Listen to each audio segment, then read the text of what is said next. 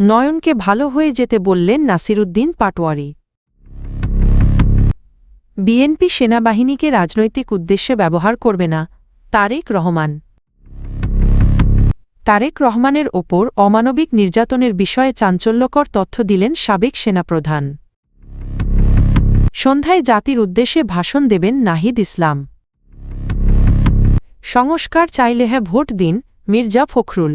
জাতীয় নাগরিক পার্টির এনসিপি মুখ্য সমন্বয়ক ও ঢাকা-৮ আসনের প্রার্থী নাসিরুদ্দিন পাটোয়ারি ঢাকা মহানগর দক্ষিণ যুবদলের সদস্য সচিব রবিউল ইসলাম নয়নকে উদ্দেশ করে সংক্ষিপ্ত মন্তব্য করেছেন। এক প্রতিক্রিয়ায় নাসিরুদ্দিন পাটোয়ারি বলেন, নয়ন তুমি ভালো হয়ে যাও। এই মন্তব্যকে কেন্দ্র করে রাজনৈতিক অঙ্গনে নানা আলোচনা তৈরি হয়েছে। বক্তব্যটি তাৎপর্যপূর্ণ ইঙ্গিত বহন করছে বলে মনে করছেন সংশ্লিষ্টরা। বিএনপি ক্ষমতায় এলে সেনাবাহিনীকে কোনোভাবেই রাজনৈতিক উদ্দেশ্যে ব্যবহার করা হবে না, এমন আশ্বাস দিয়েছেন দলের চেয়ারম্যান তারেক রহমান। শনিবার ৬ ফেব্রুয়ারি রাতে রাজধানীর রেডিসন ব্লু হোটেলে পিলখানা হত্যাকাণ্ডে নিহতদের পরিবার ও অবসরপ্রাপ্ত সামরিক কর্মকর্তাদের সঙ্গে মতবিনিময় সভায় তিনি এ কথা বলেন।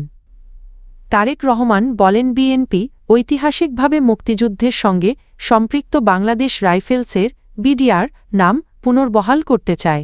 তিনি মনে করেন সেনাবাহিনীকে ভিন্ন কাজে যুক্ত করলে বাহিনীর মূল পেশাদার দায়িত্ব ব্যাহত হয়। তিনি আরও বলেন, সেনাবাহিনী রাজনীতি সম্পর্কে সচেতন থাকবে, তবে রাজনীতিতে জড়িয়ে পড়বে না।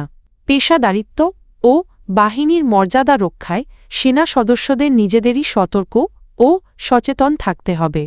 ২০০৭ সালের 1-11 সরকারের সময় বিএনপি নেতা তারেক রহমানকে তুলে নিয়ে নির্যাতনের বিষয়ে চাঞ্চল্যকর তথ্য দিয়েছেন সাবেক সেনাপ্রধান ইকবাল করিম ভূঁইয়া। রোববার ৮ ফেব্রুয়ারি গুম ও খুন সংক্রান্ত মানবতাবিরোধী অপরাধের মামলায় সাক্ষ্য দিতে গিয়ে আন্তর্জাতিক অপরাধ ট্রাইব্যুনাল ১-এ জবানবন্দিতে তিনি এসব তথ্য জানান। ট্রাইব্যুনালের চেয়ারম্যান বিচারপতি মো. গোলাম মর্তুজা মজুমদারের নেতৃত্বে সাক্ষ্যগ্রহণ অনুষ্ঠিত হয়। জবানবন্দিতে ইকবাল করিম ভূঁইয়া বলেন, ২০০৭ থেকে ২০০৯ সাল পর্যন্ত তত্ত্বাবধায়ক সরকারের সময় ডিজিএফআই কার্যত রাষ্ট্র পরিচালনার মুখ্য নিয়ন্ত্রকে পরিণত হয়। সে সময় বহু রাজনীতিক ও বেসামরিক ব্যক্তিকে তুলে এনে ডিজিএফআইয়ের সেলে আটকে জিজ্ঞাসাবাদ ও নির্যাতন করা হতো। এর মধ্যে তারেক রহমানও ছিলেন। তিনি আরও বলেন, বেসামরিক ব্যক্তিদের আটক ও নির্যাতন একটি নিয়মিত চর্চায় পরিণত হয়েছিল, যার ফলে সংশ্লিষ্টদের মধ্যে যা খুশি তাই করা যায় এমন মানসিকতা গড়ে ওঠে। ট্রাইব্যুনালে সাক্ষ্যগ্রহণ চলমান রয়েছে। ত্রয়োদশ জাতীয় সংসদ নির্বাচন উপলক্ষে জাতির উদ্দেশ্যে ভাষণ দেবেন নাহিদ ইসলাম। তিনি জাতীয় নাগরিক পার্টি এনসিপি এর আহ্বায়ক। রোববার ৮ ফেব্রুয়ারি সন্ধ্যা ৭টায় এই ভাষণ প্রদান করবেন তিনি। ভাষণটি বাংলাদেশ টেলিভিশনে বিটিভি সরাসরি সম্প্রচার করা হবে। এ তথ্য নিশ্চিত করেছেন এনসিপির যুগ্ম মুখ্য সমন্বয়ক ও নির্বাচনী মিডিয়া উপকমিটির প্রধান মাহবুব আলম। বিএনপির মহাসচিব মির্জা ফখরুল ইসলাম আলমগীর বলেছেন, রাষ্ট্রকে পুনর্গঠন ও সঠিক পথে ফেরাতে হলে সংস্কারের কোনো বিকল্প নেই।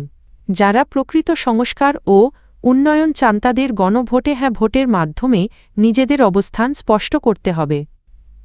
রোববার ৮ ফেব্রুয়ারি দুপুরে ঠাকুরগাঁও সদর উপজেলার জগন্নাথপুর ইউনিয়নের গলিমবাবুর হাটে এক নির্বাচনী পথসভায় প্রধান অতিথির বক্তব্যে তিনি এসব কথা বলেন।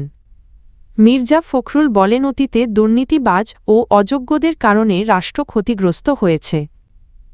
বর্তমান প্রেক্ষাপটে জনগণের রায়ের মাধ্যমেই বোঝা যাবে কারা রাষ্ট্র সংস্কারে আগ্রহী।